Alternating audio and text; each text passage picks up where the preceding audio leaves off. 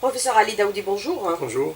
Alors, si on s'inscrit aujourd'hui dans l'après-Covid-19, il y aura d'abord le déconfinement, mais il faut d'abord tirer les enseignements de la situation que nous vivons actuellement, où tout est à l'arrêt, même les moyens de transport avec toutes les frontières qui sont fermées, aériennes, maritimes et terrestres. Dans le domaine agricole, où nous avons un fort potentiel, pas entièrement exploité, 11% du PIB, 16% hors hydrocarbures, entre production, distribution et régulation, quel mécanisme mettre en place aujourd'hui pour assurer la disponibilité de la production et asseoir définitivement notre souveraineté agricole pour ne plus être dépendant de l'extérieur. Merci pour l'invitation. Effectivement, donc nous passons par une crise assez particulière, donc qui est la crise du coronavirus, cette pandémie qui a un peu mis à l'arrêt l'ensemble de l'économie mondiale, et nous on n'échappe pas donc à cette situation. Il y a effectivement de quoi tirer des enseignements pour l'avenir du secteur agricole, de son fonctionnement. Mais avant d'aller dans cette voie, il faudrait probablement commencer d'abord à réfléchir comment gérer le très court terme. La question aujourd'hui, actuellement, la priorité de la priorité, c'est d'assurer l'approvisionnement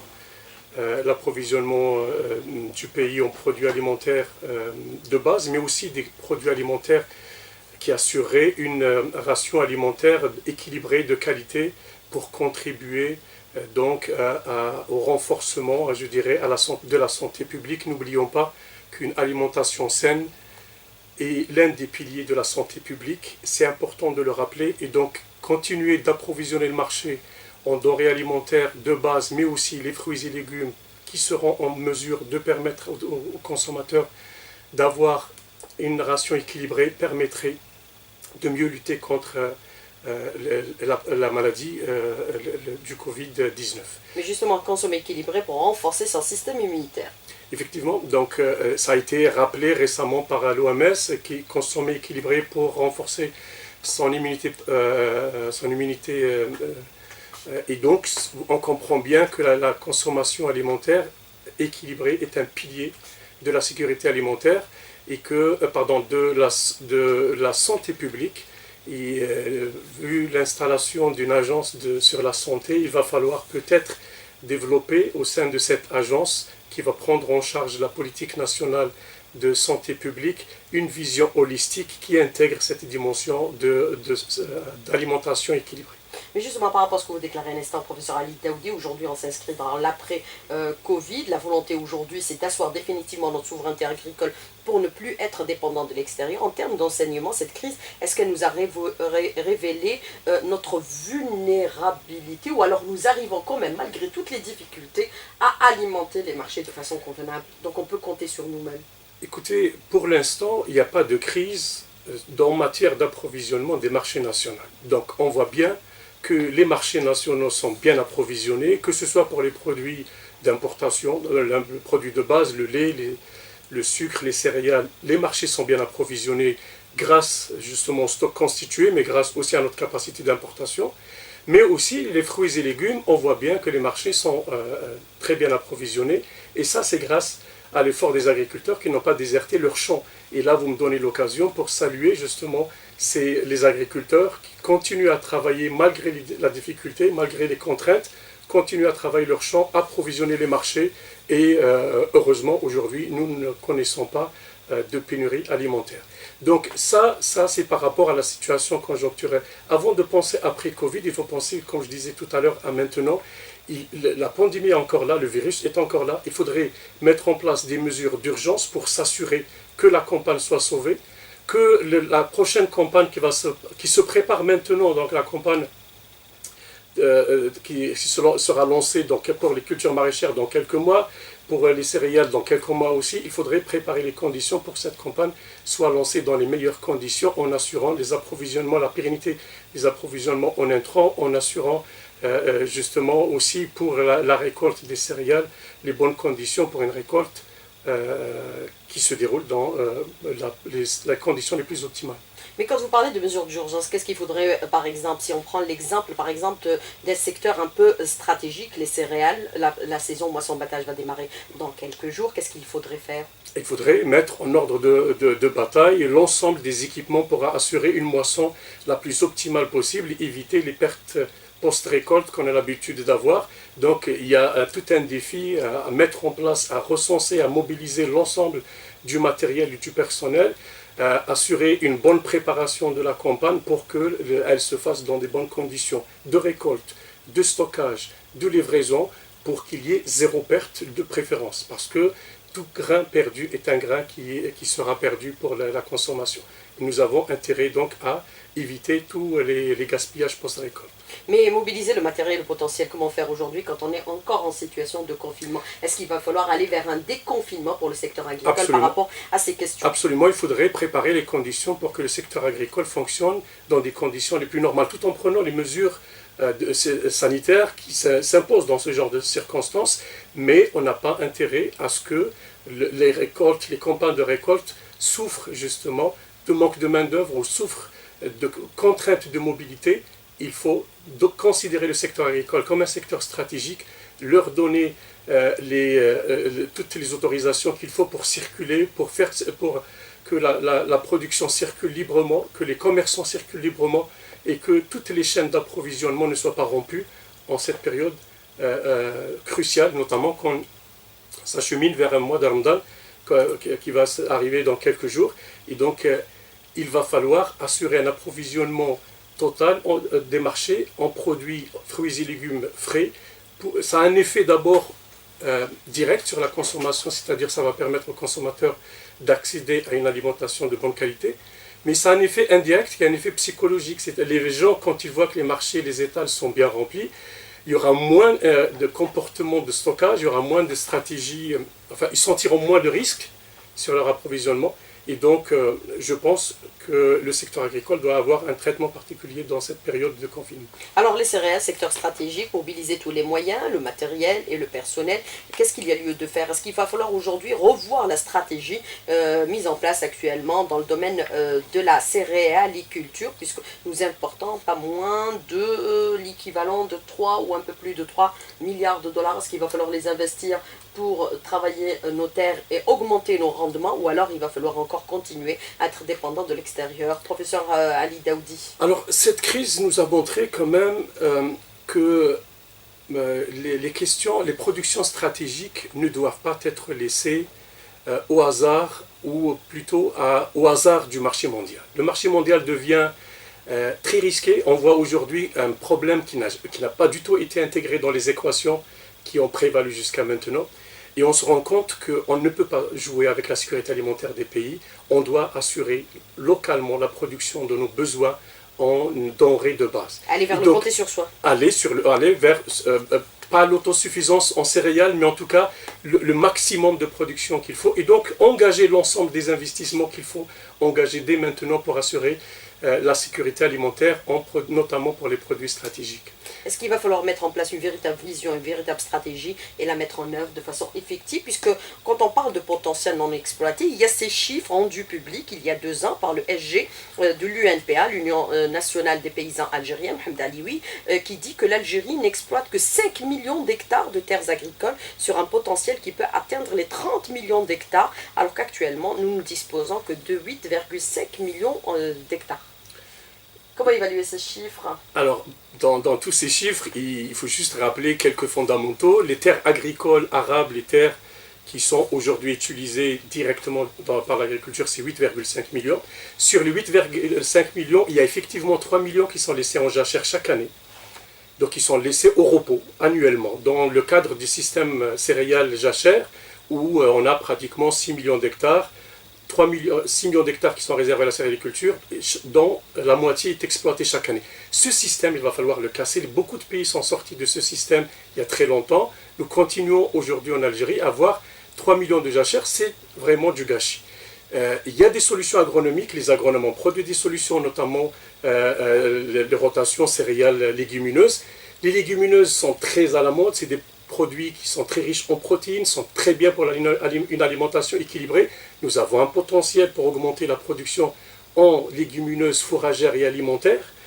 Fourragères pour améliorer l'alimentation de nos cheptels et donc réduire aussi les importations des maïs, etc. Et alimentaires pour justement équilibrer davantage notre ration alimentaire. Donc Les solutions agronomiques existent, il y a une véritable stratégie à mettre en place, soutenir dans un premier temps justement cette politique de résorption de la jachère à travers l'introduction, la généralisation des légumineuses dans le système céréalier, récupérer les 3 millions d'hectares dont on parlait, ça c'est pour les 8,5 millions d'hectares. Alors les 30 millions d'hectares que tout le monde évoque à chaque fois, je l'ai dit la dernière fois lorsque vous m'avez invité, ce sont essentiellement des terres de parcours.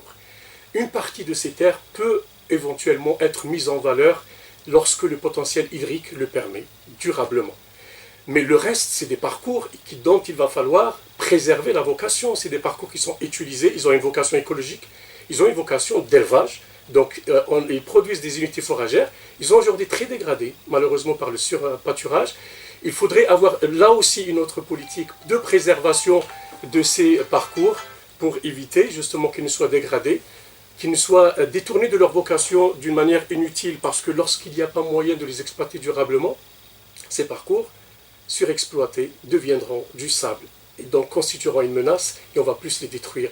Donc moi je suis plutôt favorable à une mise en valeur dans ces régions, mais une mise en valeur qui soit raisonnée, durable et réfléchie à long terme et non pas seulement qui obéit à des considérations de court terme. Mais pour les 3 millions d'hectares de terres céréalières en jachère, est-ce qu'il va falloir assurer aujourd'hui cette passerelle entre l'université et l'agriculture de telle sorte à permettre à mettre en place des solutions? Puisqu'on a vu dans cette période, les chercheurs ont beaucoup excellé. Impérativement. Il n'y a aucun pays d'ailleurs, je ne connais pas de pays qui a connu une véritable réussite de leur transformation de leur secteur agricole sans recherche agronomique. La recherche agronomique est le socle fondamental sur lequel on peut construire le développement agricole d'une manière durable. Parce que c'est la recherche agronomique qui va trouver des solutions appropriées, adaptées à chaque terroir. Il n'y a pas de solution universelle, il y a des solutions universelles sur les principes, mais il faut les adapter au territoire, il faut les adapter aux spécificités territoriales. Mais quand on parle un peu de souveraineté agricole, est-ce qu'il va falloir avantager davantage aujourd'hui l'agriculture intensive pour sortir de cette agriculture artisanale? L'agriculture intensive mais écologique, aujourd'hui, ce sont... Pas d'OGM. Pas d'OGM, ce sont deux tendances qui ne sont pas contradictoires. Il y a des pays qui ont prouvé qu'on peut intensifier tout en restant écologiquement durable, tout en respectant les équilibres écologiques. Et ça, c'est ce que je disais, ça c'est le rôle de la recherche agronomique pour produire de nouveaux systèmes de production. Les exemples de ces pays? Les exemples, la France est en train de s'orienter vers une agriculture intensive écologiquement. Il y a des pays comme en Europe, la Suisse, l'Allemagne sont en train... qui avait favorisé les OGM. Oui, l'Union européenne s'oriente vers la production d'un nouveau modèle agricole. Nous devons produire une nouvelle agriculture adaptée à nos territoires. Il y a moyen de le faire. La recherche agronomique a beaucoup progressé. Nous pouvons, sauf qu'aujourd'hui, la recherche agronomique est en panne. Il va falloir la remettre en marche, lui donner les moyens, la restructurer, parce que sans elle, il n'y aura pas de développement agricole durable. Alors, professeur Ali Daoudi, moi je voudrais revenir avec vous sur l'aspect qu'on a abordé dans la première partie de l'invité de la rédaction, à savoir bien sûr les terres en jachère par rapport à la céréaliculture, le potentiel existant dans sa globalité, c'est l'équivalent de 6 millions d'hectares, or que nous n'exploitons que la moitié, les 3 millions d'hectares, le restant étant jachère actuellement. Comment revoir aujourd'hui ces mécanismes à mettre en place? Est-ce qu'il va falloir aussi revoir pratiquement notre vision par rapport à l'exploitation des terres agricoles? Bien sûr qu'il faut, ça va dans une vision d'ensemble. Si on veut réellement développer notre secteur, notre filière céréalière, qui occupe à peu près une solde de 6 millions d'hectares, y compris les 3 millions de jachères, donc il faut avoir des mécanismes opérationnels. Regardez les performances que nous avons réalisées grâce à une mesure qui a été prise il y a quelques années, c'est l'augmentation du prix du blé dur. Aujourd'hui, les rendements blé dur ont beaucoup augmenté, les agriculteurs font beaucoup d'efforts pour améliorer leurs performances et nous avons atteint des niveaux de production qui n'ont jamais été égalés et de livraison à la CCLS.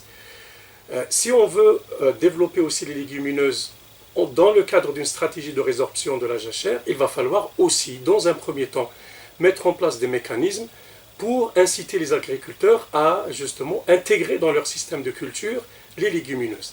D'abord, il faut peut-être mettre en place des subventions à l'introduction de ces légumineuses. soit subventionnant les prix de ces légumineuses, soit en subventionnant les intrants qui rentrent dans la production, mais c'est plutôt vers la subvention des prix ou la protection du marché national. Regardez par exemple, il y a des efforts importants qui ont été faits dans la filière lentilles, qui est une légumineuse très appréciée et pour laquelle nous avons fait des progrès très importants ces dernières années, sauf que cette filière aujourd'hui souffre à cause de l'importation des lentilles de l'étranger.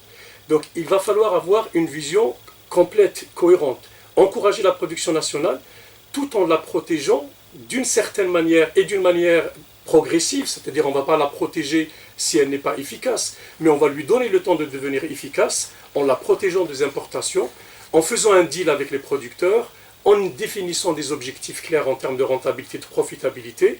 L'État accompagne le secteur pendant une période, après l'État se retire et laisse faire le marché. Alors, on parle beaucoup de souveraineté agricole, mais parallèlement, nous importons énormément. En 2016-2017, notre facture d'importation a atteint les 8,2 milliards de dollars. En 2019, elle a connu une baisse relative de pratiquement 7%. En 2014, elle a atteint le pic de 11 milliards de dollars. Comment faire aujourd'hui pour ne plus être dépendant des marchés extérieurs? Sur certains produits, c'est impossible, la facture d'importation de la poudre de lait. On peut faire des efforts. Sur certains produits, ce n'est pas possible, c'est notamment pour le sucre, notamment pour les oléagineux. Il est très difficile de les produire chez nous. C'est des produits qui, dans les cultures, nécessitent beaucoup d'eau. Et nous ne sommes pas des pays à vocation de canne à sucre ou des pays à vocation d'oléagineuses, etc. On peut développer un peu les oléagineuses, mais dans des proportions très limitées, sinon on ne sera pas du tout compétitif. Par contre, pour les produits de base, comme les céréales, comme les fourrages, comme les légumineuses, comme le lait, on peut augmenter notre production d'une manière considérable. Il y a une marge de progression qui est très importante et qu'il va falloir justement aller chercher cette marge de progression et acquérir cette marge de progression. Par ailleurs, il y a aussi un autre moyen de réduire la facture alimentaire en réduisant le gaspillage. Aujourd'hui, toutes les estimations que les experts font sur les gaspillages, ça varie entre 20 et 30% des disponibilités alimentaires qui sont jetées chaque année. Il n'y a aucune technologie qui permet de gagner 30%. Et donc si on arrive à avoir une politique rationnelle de prix, etc., et aussi de lutte contre le gaspillage, on peut faire l'économie de 30% des disponibilités alimentaires. Ce n'est pas rien, c'est-à-dire c'est un gain qui est très très important, qu'il va falloir chercher les mécanismes pour lutter contre toutes les formes de gaspillage, entre autres le gaspillage du pain, le gaspillage de pas mal de denrées alimentaires. Et quand je dis gaspillage, ça ne relève pas seulement des ménages, c'est aussi les pertes post-récolte, c'est aussi les pertes au niveau des chaînes logistiques, c'est aussi... Donc il y a plusieurs niveaux dans lesquels il y a du gaspillage et qu'il va falloir chercher, étudier et voir comment lutter contre toutes ces formes de gaspillage. Mais est-ce qu'on peut considérer qu'on est dans l'incapacité aujourd'hui de réduire notre facture d'importation dans l'immédiat? Immédiat, c'est-à-dire pour cette année, je pense que oui, il est difficile de faire mieux que l'année dernière. Même si les prévisions en termes de récolte de céréales sont bonnes. Équivalente à celle de l'année dernière, exactement, 52 millions de quintaux. Et même si le aussi l'avait annoncé. Les productions de cultures maraîchères sont bonnes, donc tout est équivalent à l'année dernière, mais on ne pourra pas réduire à court terme plus que ça les importations. Il va falloir tabler sur le moyen et long terme pour réduire. J'attire aussi votre attention sur un point important qui est lié directement à la crise actuelle, c'est les risques de rupture des approvisionnements. Je dis bien risque, je parle au conditionnel, risque d'interruption d'approvisionnement en intrants agricoles, notamment les semences et certains produits phytosanitaires. Probablement certaines zones de production dans le monde ont été affectées par la pandémie. On risque pour la rentrée, pour les prochaines campagnes, avoir, je dis bien risque, donc il faut regarder de près comment se présente l'offre à l'international pour les marchés des semences et le marché des produits phytosanitaires et voir si nous avons suffisamment de stock, voir si nous sommes suffisamment protégés pour ne pas compromettre la prochaine campagne agricole pour les légumes essentiellement. Pour les semences? Il va falloir travailler énormément Tout pour à ne plus fait. être dépendant de l'extérieur. Il y À a- part quelques filières, nous sommes dépendants pratiquement à 98% À part de les l'extérieur. céréales pour lesquelles nous avons quand Un même peu la pomme de terre. un peu la pomme de terre, mais pour le reste, nous sommes totalement dépendants. Il y a un grand travail, c'est le rôle de la Si on recherche. n'importe pas, C'est le rôle de la recherche. Si aujourd'hui il y a une rupture d'importation des semences, des cultures maraîchères, on n'aura rien sur les États l'année prochaine. c'est Ou très peu. l'INRA, c'est les autres C'est instituts. l'INRA, c'est les universités. Il faut mettre toute la recherche agronomique universitaire et centres de recherche ensemble autour d'une stratégie claire, stable, pas beaucoup de changements. Il faudrait donner des lignes directrices et mettre les moyens, réorienter complètement la recherche agronomique et la mettre sur les rails.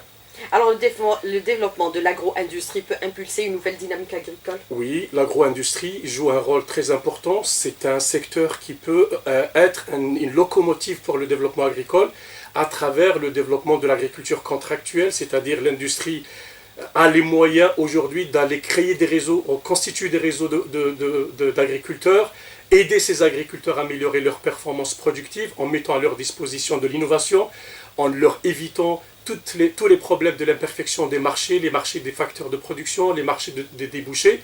Et donc les entreprises de l'agroalimentaire peuvent jouer un rôle important dans la structuration et l'orientation des exploitations agricoles et donc l'amélioration de leur performance. Mais est-ce qu'il faut aller vers la reprise du plan national de développement agricole, le PNDA, qui a été mis en place en 2000, qui a porté ses fruits? Il menait vers un peu une sorte de sécurité alimentaire, notamment pour les régions rurales, puisqu'il y a quand même 13 millions d'Algériens qui résident au niveau de ces localités. Le PNDA fait son temps, il a eu beaucoup d'effets Faut positifs. le relooker?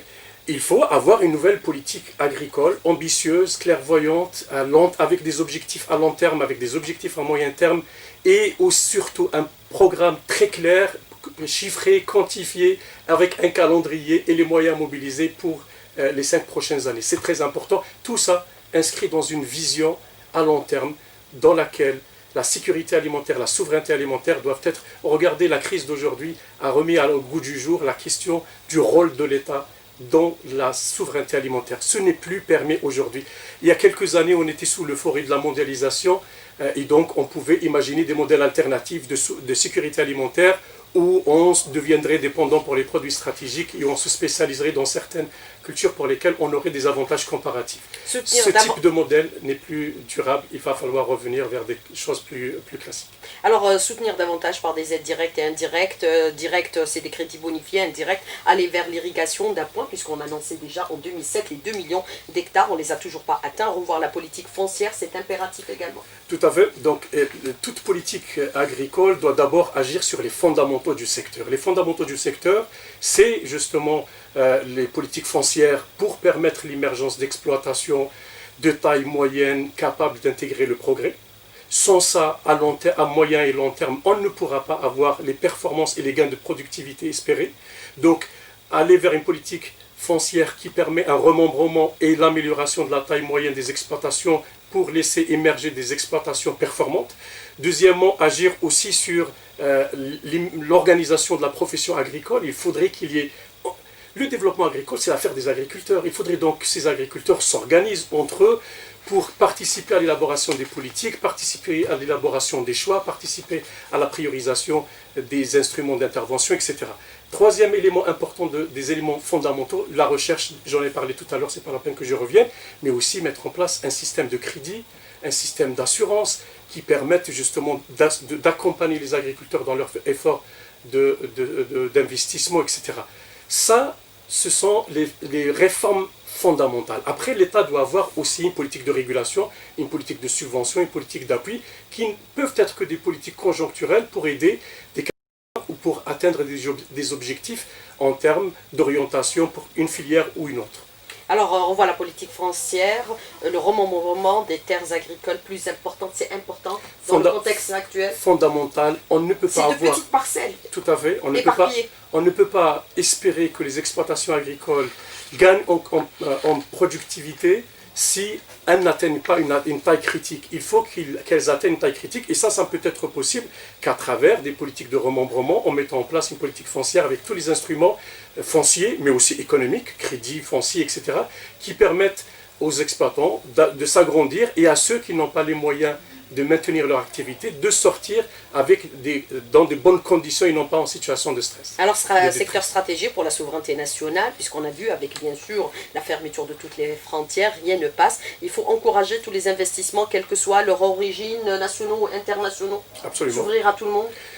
Écoutez, on a aujourd'hui un grand potentiel d'investissement agricole. Nous, on est très attachés à la terre, on ne veut pas la donner, on ne veut pas la concéder. On la laisse comme ça. La terre est un bien public. L'Algérie a fait un choix que je considère comme étant un très bon choix, de considérer un bon patrimoine public. Mais le fait d'avoir la propriété publique de la terre n'empêche pas de créer les conditions pour que cette terre soit utilisée d'une manière optimale. Et là, nous avons des modèles. La concession, moyennant quelques ajustements dans le cadre réglementaire, peut permettre justement à une bonne utilisation de la terre tout en préservant son caractère public. Donc le fait d'avoir un attachement à ce patrimoine collectif national ne nous empêche pas de mettre en place les mécanismes pour que ce patrimoine soit valorisé. Au contraire, ça nous oblige à assurer une utilisation optimale de cette richesse collective qui est un trésor national collectif. Mais aujourd'hui, il va falloir juste corriger quelques petites lacunes dans le dispositif réglementaire qui empêche par exemple l'émergence d'un marché locatif un marché des concessions, sur les droits de concession. Qu'est-ce qui nous empêche aujourd'hui de libérer le marché des droits de concession? La propriété reste à l'État, les concessionnaires, les bénéficiaires de droits de concession qui ne sont plus en mesure d'exploiter les terres dont qu'ils ont en concession, qu'ils cèdent leurs droits de concession sur un marché régulé, organisé, transparent, avec les garde-fous pour éviter les concentrations spéculatives, mais permettre aussi la circulation des droits de concession et laisser les gens qui ont les moyens d'investir d'y aller, tout en mettant en place les garde-fous, éviter les acquisitions spéculatives, éviter les détournements de la vocation agricole, éviter les cessions de détresse, c'est-à-dire que les gens qui veulent, les concessionnaires qui veulent travailler leur terre mais qui n'ont pas les moyens de travailler leur terre, cela il faudrait les accompagner à travers le crédit, à travers pas mal d'instruments. Nous savons aujourd'hui, et c'est clair, tout le monde en parle, après le Covid, le monde ne sera plus le même. Aujourd'hui, on parle d'automatisation de tous les domaines, sans exception, y compris l'agriculture. Fini l'agriculture artisanale, actuellement les grandes serres sont arrosées par des logiciels et le matériel agricole géré par des GPS. Il faut y arriver. Il faut y aller. Les jeunes ont du potentiel dans ce domaine-là, puisqu'on parlait des jeunes qui refusaient de travailler la terre par rapport à la pénibilité. La science apporte les solutions. L'agriculture de demain ne ressemble pas à l'agriculture d'hier, et donc ça va être un facteur d'attractivité pour les jeunes, effectivement. Donc oui, introduire tout ce qui est les nouvelles technologies, ça permettra de rendre le secteur, l'activité agricole plus facile. Ceci dit, la tendance, c'est aussi vers le retour vers une agriculture locale. L'une des leçons qu'on doit tirer à chaud comme ça de cette crise, c'est justement d'éviter la mondialisation à tout va, et d'aller vers les systèmes alimentaires locaux. Nous devons encourager l'émergence de systèmes alimentaires qui soient relativement autonomes, qui valorisent les ressources locales, humaines mais aussi naturelles, et qui approvisionnent d'une manière durable et sécurisée les marchés nationaux. Alors, autre question de l'auditeur qui vous dit, pour dire que le secteur agricole est un secteur important, sécurité alimentaire, il faut donner les moyens aux agriculteurs, comme le cas du modèle polonais, grande subvention en matériel. Là, oui, professeur Ali Daoudi. Je continue à croire que l'État doit s'engager encore pendant longtemps dans le financement de l'activité agricole, en facilitant l'accès au crédit, en donnant des subventions à concours définitif pour les secteurs stratégiques. Augmenter leur volume. Augmenter les volumes, mais aussi surtout augmenter l'efficacité de leur attribution. Il ne s'agit pas de gaspiller les ressources publiques. Donner à n'importe qui. Ou donner à n'importe qui. Aux amis. Il faut qu'il y ait des garde-fous, mais il faut que l'État s'engage pleinement dans le financement du développement, notamment le financement des investissements à la ferme. Sans investissement, il n'y aura pas de gains de productivité. Ces investissements seront financés par le marché du crédit, mais seront aussi financés en partie par l'État. L'État doit continuer à fournir un effort considérable pour garantir la sécurité alimentaire. C'est impératif. Mais l'État fournit un effort, c'est un secteur qui est totalement défiscalisé. Effectivement, c'est une forme de soutien au secteur agricole. Ça ne suffit pas. Il va falloir le revoir. Il va falloir réfléchir. Il va falloir mettre ça aussi sur la table, la question de la défiscalisation du secteur agricole. Est-ce qu'on a intérêt à tout défiscaliser? Mais qu'en est-il de l'autosuffisance en matière de lait? Puisqu'on se souvient qu'à un moment donné, on en avait énormément parlé avec la crise du lait qu'on avait connue entre 2007 et 2008. On a mis en place tous les moyens, des mécanismes pour booster un peu la production, la collecte de lait, mais ça n'a pas marché. Pourquoi?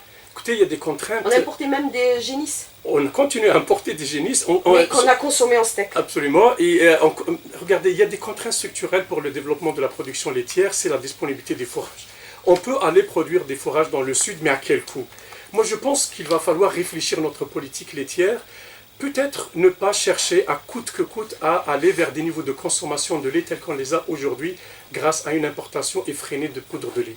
Il faut peut-être penser, le lait n'est pas la seule source de protéines animales, on peut produire d'autres sources de protéines moins coûteuses, plus adaptées à nos conditions climatiques, et tout en continuant à développer la filière lait, mais pas en voulant maintenir un niveau de consommation qui dépasse nos capacités de production sur cette filière. Mais est-ce qu'on peut considérer aujourd'hui, avec le potentiel existant dans certaines localités du sud du pays, si je prends l'exemple par exemple d'El-Oued, où il y a une surproduction de la pomme de terre, ou Biskra qui arrive à produire pratiquement l'équivalent de 15% de la production nationale, le sud va dans quelques années nourrir toutes les localités du pays? Si on prend ces deux exemples seulement, hein, parce qu'il y en a d'autres également. Regardez, il y a un potentiel de développement de l'agriculture dans le sud, on en a déjà parlé, mais il faudrait aussi, regarde, tout ce qui se développe dans le sud, ce sont les cultures rentables. La pomme de terre, les cultures maraîchères, ce sont des filières qui sont très rentables et on ne peut pas penser, avec le prix actuel du lait, que les gens vont produire du lait dans le sud, parce que ce n'est pas rentable. Et les agriculteurs, c'est des entrepreneurs, c'est des acteurs économiques comme les autres. Ils ont une rationalité. Lever certains verrous de subvention, même si ce n'est pas le cas actuellement. Libéraliser le prix du lait, ne pas subventionner le sachet du lait, mais subventionner les consommateurs en donnant des subventions directes aux consommateurs. Libéraliser le prix du lait, ça va peut-être inciter les producteurs à produire davantage de lait, dont le prix actuel n'est pas suffisamment incitatif. Alors, autre question de l'auditeur qui dit que la FAO, il ne peut y avoir de sécurité alimentaire sans sécurité sanitaire des aliments. C'est important par rapport à l'utilisation des pesticides. Tout à fait. On avait commencé le débat sur la qualité, une alimentation saine. Une alimentation saine, c'est bien sûr une alimentation équilibrée en protéines, en vitamines, etc. Mais c'est essentiellement des denrées alimentaires saines. C'est-à-dire des denrées alimentaires saines, c'est-à-dire qu'ils ne soient pas contaminés par des résidus chimiques. Et là, c'est l'un des challenges de demain pour l'agriculture algérienne. Pour les cultures maraîchères, par exemple, nous avons gagné le défi de la quantité. Il va falloir gagner maintenant le défi de la qualité et changer nos modes de production pour éviter justement l'utilisation tout azimut des denrées, des produits chimiques.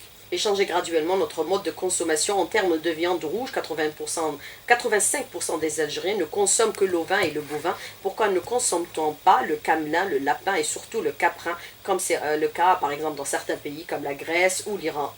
C'est la question de l'auditeur. Oui, ça c'est une histoire d'habitude alimentaire des Algériens. Il va falloir changer un peu. Il va falloir changer, mais il faut laisser les choses. C'est ce que je disais tout à l'heure, les systèmes alimentaires locaux, c'est-à-dire que chaque région consomme ce qu'elle peut produire. C'est vraiment le mot clé, avantager le développement de systèmes alimentaires locaux qui produisent en fonction des ressources de la région, qui soient appuyés par une recherche locale adaptée aux spécificités des territoires et ne pas vouloir imposer des modèles comme on l'a fait avec l'histoire du lait, etc. Ne pas imposer à l'échelle nationale un seul modèle et après avoir du mal à le rendre durable. Favoriser le bio pour pouvoir l'exporter, nous placer déjà dans l'après-Covid au niveau des marchés internationaux. Pourquoi pas? C'est important. Concurrencer les Marocains, les Tunisiens, tous les pays riverains. Il y a un marché important en Europe pour les produits biologiques, mais aussi un marché national des produits biologiques. La qualité, ce n'est pas que vers l'exportation. Il y a le marché de niche qui se développe en Algérie. Le bio, c'est une filière, notamment pour les zones où l'intensification est difficile à promouvoir. Donc oui, dans certaines zones de montagne difficiles, le bio pourrait être une option. Et les produits de qualité, c'est une option très importante pour valoriser les produits dans ces régions. On peut exporter énormément dans le domaine agricole. On peut exporter énormément, je ne pense pas, mais on peut exporter un potentiel d'exportation, il est là. On peut atteindre, si le potentiel utilisé de manière optimale, on peut aller vers 2 milliards de dollars, peut-être un peu plus, mais pas au-delà. L'Algérie ne pourra pas, de mon point de vue, devenir un géant d'exportation agricole. Professeur Ali Daoudi, merci d'avoir répondu à nos questions et d'avoir été en direct avec nous ce matin dans le studio. Merci beaucoup, bon courage, à bientôt. Au revoir.